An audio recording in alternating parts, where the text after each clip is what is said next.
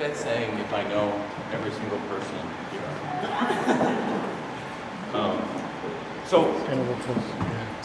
The irony is that we're looking at my work, which is really meant to be seen up close, but you're all standing about like 7 or 8 feet away from it. So I brought a small related piece to it, so I'm just going to pass that around. So while I'm talking, so individually you'll each be able to at least take a close look at and get a sense of what's going on inside of the pieces. So I'll address first. Often it comes up where I've been characterized as someone who works very small, works in a very modest space. And I'll talk a little bit about why that is. And being in the museum world for as long as I was, does anybody know how many seconds that somebody looks at a piece of artwork? 4, 5. It's like 5 seconds, right? Now there are 175 pieces in this show, which means that if you thought you were going to look at things like at least a minute, right? You're not going to look at this show for 3 hours, right? So you're taking a lot of information, you're taking a quick glance at it, but because my works are smaller and more intimate, the intention is that somebody does actually look closely at it, really kind of has to decode it to really understand what's happening inside of it. So I'll talk a little bit about the, there's a great quote by Max Ernst that describes what collage is. And I know it pretty much by heart, but I brought it written down so I could get it exactly right. The collage technique is the systematic exploitation of the chance or artificially induced meeting of 2 or more heterogeneous realities on a plane apparently unsuited to them, and the spark of poetry which is given off by the juxtaposition of those realities. Now, if a statement doesn't have the word juxtaposition in, I don't think legally that's an artist statement. But if you think about that, what is the chance or artificially induced meeting? Putting things together, things unrelated, and the spark of poetry, I love that phrase, because what happens when you put things together that, what connection, what is the ancillary or additional meaning that they take on because they've been combined. So for example, a lot of the materials that I use kind of go to that subject, and things that I find, things that I'm drawn to, things that I'm attracted to collect and then to want to use as resource material. And obviously as an artist working in pastel or graphite or paint, you have that material and then you have it in its various forms and range. But as a collage artist, I'm collecting materials and objects. So what's important is what those objects signify, what they represent, and what they represent to varying viewing audiences. Okay? So you see the background of these is a blueprint, and what's in the middle of it is a slide mount. So those 2 materials, a slide mount and a blueprint, what do they have in common? Is there anything that are common about the 2 of them? Buildings. Could relate to buildings. At their base, they're both photography. They're both forms of photographs. A blueprint is a photograph, it's a cyanotype. But they're also, in their own individual field, are antiquated forms of the technology in those fields, right? So if you think about the photography of slide mounts, what now obviously not used, they're antiquated, they're disused and really not relevant anymore. But they have a whole history, right? These particular ones were from the slide library at UB, and they were Jack Quinn's slides, instructional slides for all of the Frank Lloyd Wright buildings that he documented, interior and exterior. So that's technology that obviously is no longer used and existent, right?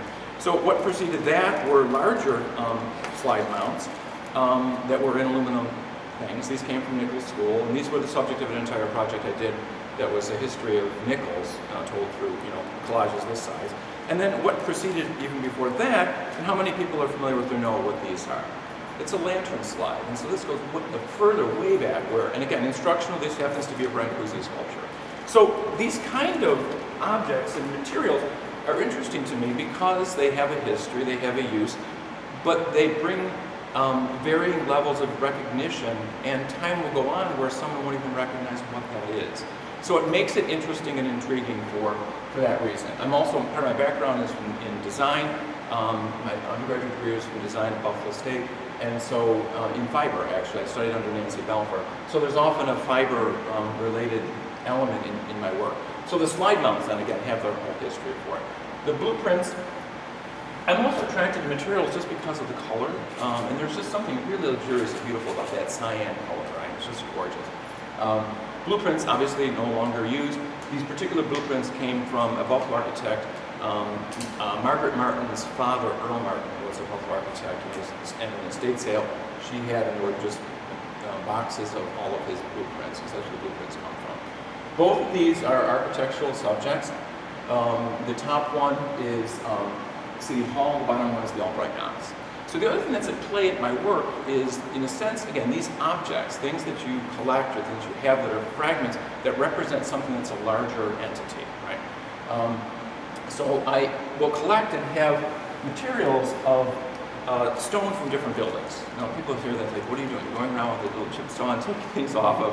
Well, I tell people that buildings are like old people. Bits of them just start to fall off after a while. So now the Albright Knox, for example, I don't know if you remember, but the back steps of the Albright were damaged by a plow when they were doing some plowing, and then they had to be repaired. And so there were fragments of marble from the Albright. I now actually have another larger piece of the Albright that was a remnant of construction that wasn't used.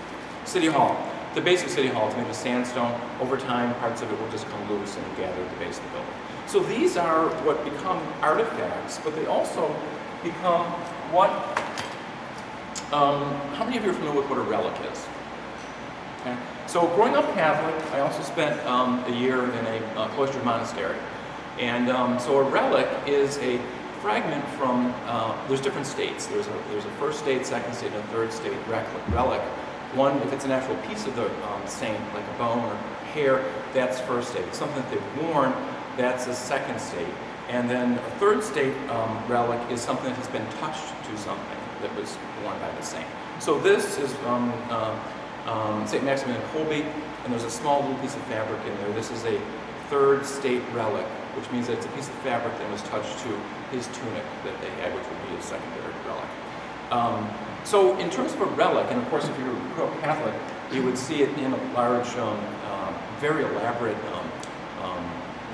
display, very ornate in gold or whatever. And so these become relics. Each of these have relics of those buildings. This one is a relic. This is a piece of City Hall, and this one is a piece of has a piece of the Albright Knox in it. So if you're looking at, to give you a little bit more specific information, the Albright Knox is in a very extensive op art collection. These sort of like prismatic things and revolving structures, acrylic that you have to kind of look through, that sort of it's wavy patterns. So there's elements in there, if you look really closely, that relate to the op art collection from the Albright Knox, and then also its architecture. There are some of the pillars from the back of the building. And the top, again, pieces of City Hall, things that refer to architecture, structure. So there's a lot of design element included in the artwork. How it's structured, both of these tend to be very symmetrical. The one that's being passed around is about Kleinhans Music Hall, and what is in that is fragments of the stone. When they did the renovation, they also gave me pieces of the original carpeting, and then also part of the flex flume wood paneling, the zebra wood paneling that they replaced. And so they become, in there, embedded really is crystallized, City Hall, or Kleinhans Music Hall in one particular piece. Now, it's interesting, the scale of the work is very small. I think, oh my God, you work that small. Whoever would think of doing artwork that small? But if you think about it, there's two areas of that is visual imagery that is very commonplace and is produced in hundreds and thousands and millions of reproductions of it. And what is that? What's artwork that's reproduced in millions? Anybody? No, postage stamps. A postage stamp, if you take a look at it, it's only about this big, but there's a lot of information there. And also the coins, right? The coins, the engraving on a coin, the imagery that's on there, the state quarters that just came out over several years, was each state was represented by a national park in that state, and again, crystallized in some way that one emblematic image, very detailed, and other symbolism and iconography perhaps in there, would have been represented in that quarter. And here's a quiz. Does anybody know the Western New York artist who one of them has designed a U.S. postage stamp and another has designed at least several, actually, U.S. mint coins? Dave Buck designed a U.S. postal stamp. That was done for the World University Games. And Barbara Fox, who's an artist in the Southern Tier, she's one of the U.S. Mint artists, sanctioned artists, and she's done at least two of the state quarters. So anyway, the point is that what you're looking at is the size of a coin or a $50, quarter, or a postage stamp, and there's a lot of imagery embedded in there. The last thing I'll say is that they're intended to be these sort of shadow box. I'm creating the idea of illusion of 3 dimensions in a very narrow space. This is really only about half an inch that you're seeing in there, but by having levels and layers, you're really kind of looking through. And that was these are really collage assemblage. That was an extension of what I've been doing in my collage, where I was layering and again giving the illusion, overlapping things within the space. And so I just kind of expanded that a little bit by creating their little, in a sense, they're somewhat mini dioramas that have a depth and dimension that normally wouldn't exist, on a flat plane. So, I guess that's probably it. Great. Well, thank you, Jerry. All right. Good job. Thank you, Pat.